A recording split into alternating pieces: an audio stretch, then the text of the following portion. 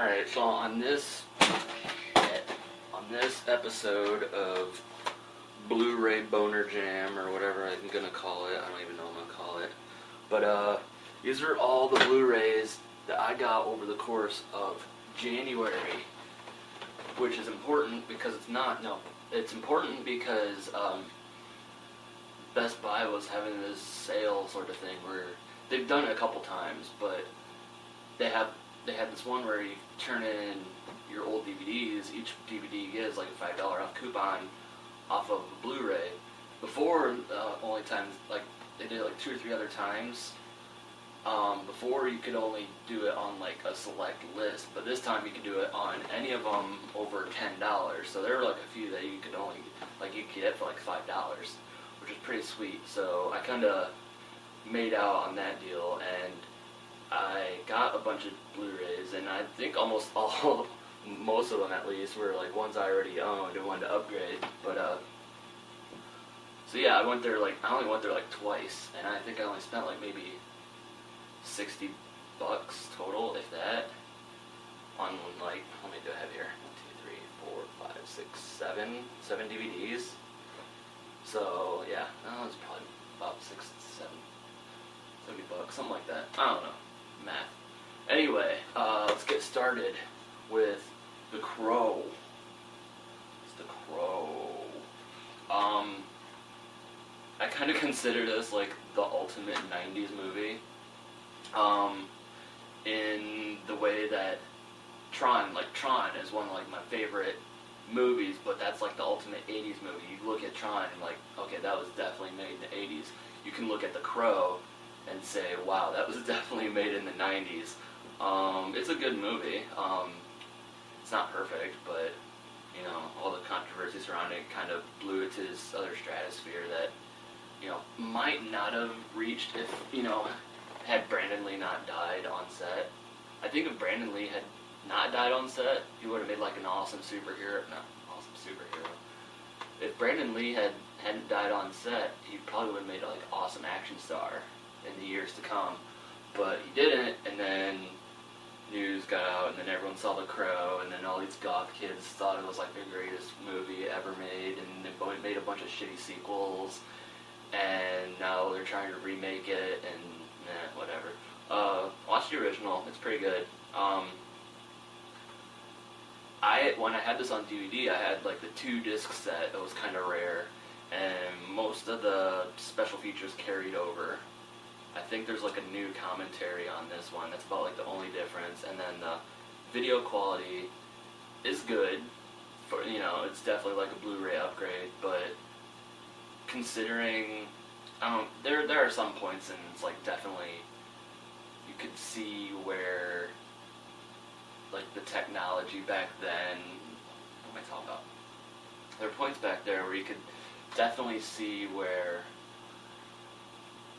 like the film kind of looked like crap. And even on Blu-ray, like the upscaling, it kind of exposes, you know, I don't know what I'm talking about. Kind of exposes its time. But I got it for like $5, I think. So it was like $10, and with a $5 coupon it was 5, so whatever. Good catch. No, it's probably, I don't know, whatever.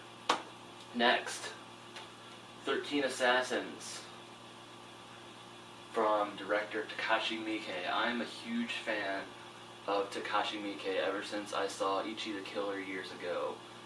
That movie is messed up. But Takashi Miike makes, you know, all these weird messed up movies like Ichi the Killer, Visitor Q, Fudo, The New Generation. That's an awesome messed up movie.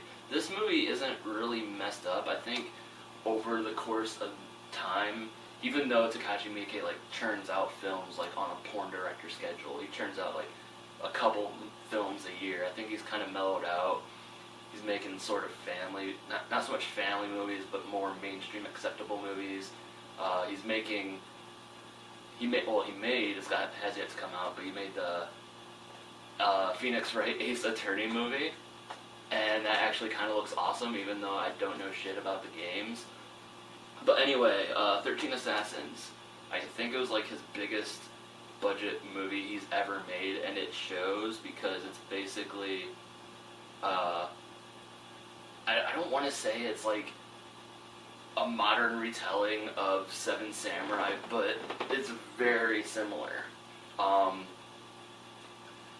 like the story arc, the general story arc, general characters, whatever, very similar to Seven Samurai. It's just kind of jacked up and modernized. Of course, instead of Seven Samurai, there's 13 assassins, and I think that's kind of my main complaint about this. It's a good movie, but what I have to say is it's like slightly over 2 hours long. It's 125 minutes, so yeah, it's like 2 hours and 5 minutes long. In Seven Samurai, you're dealing with seven characters, more or less, and a few of the villagers or whatever, in the course of 4 hours. In 13 Assassins, you had to deal with 13 assassins, duh, and the bad guy, which they never focused on in Seven Samurai. It was just bandits, but they actually have like a singular bad guy that they're attacking, and a few other characters, but in half the time, since it's only like 2 hours long. So for the most part, you only even remember like 4 or 5 of these assassins. Everyone else is just kind of like, getting ready to die. And, the big battle scene at the end is really awesome, but then when, most of these guys die, you don't really care because they didn't devote enough time to, get you to care. And I can see it's a good movie. It's still a good movie. I definitely recommend watching it. But I don't know. Oh, I look so sad talking about it. It's a good movie. Just watch it. Thing is, even though it's not one of like Takashi Miike's more weird, edgy films, there are some weird elements that'll pop up every once in a while.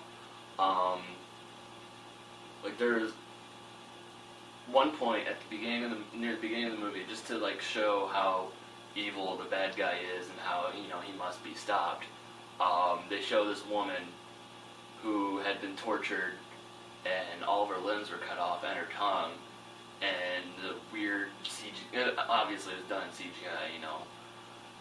Knowing Takashi Miike, he probably could have chopped all of her limbs off, but he didn't. He used CG. But it's just like weird, just spindly, weird looking. Like didn't really fit in this sort of movie. But it's not like that happened all the time. That was like one point at the beginning of the movie. And then like at the end of the movie, like right before the big battle scene, because the big battle scene takes place in like a small village, just like mostly like Seven Samurai does, and they kind of wall it off and let the bad guys funnel in so they can take care of them, how they, how whatever way they can. And when they do that, it's like the village is like emptied out, totally emptied out, and all the bad guys, like the big bad villain and his entourage or whatever, they roll in, they just look around, and there's just like this 4-year-old boy just sitting there peeing, like naked, just like, yeah, what's up, I'm 4, I'm peeing, who cares? And that just kind of threw me off a bit. And then right after that, these big CGI walls of like brick, or not brick, but these big CGI walls of logs and twigs and stuff just like come rushing in, and then it looks kind of weird, and they're like, alright, whatever, I'll buy it. But then out of nowhere, like 4 or 5 of these CGI bulls with logs strapped to their backs on fire just come running out, and they look like the fakest. It did not fit in that movie at all. They're just like an armada of bulls on fire just run out and trample people. But then after that, it's just like, a battle scene, and it's really well done. It's just, I don't know. If you love Seven Samurai and want to watch this, go ahead, but be prepared for some weird moments that pop up. If you're a regular watcher of Takashi Miike films like I am, you'll kind of expect it. But even then, with the context of a more serious movie like this, and more, yeah, in the context of like a more serious movie like this, it just throws you off. And if you've never seen a Takashi Miike film, I imagine it would really throw you off. But definitely check it out. If you're a fan of general Asian action cinema, it's pretty good.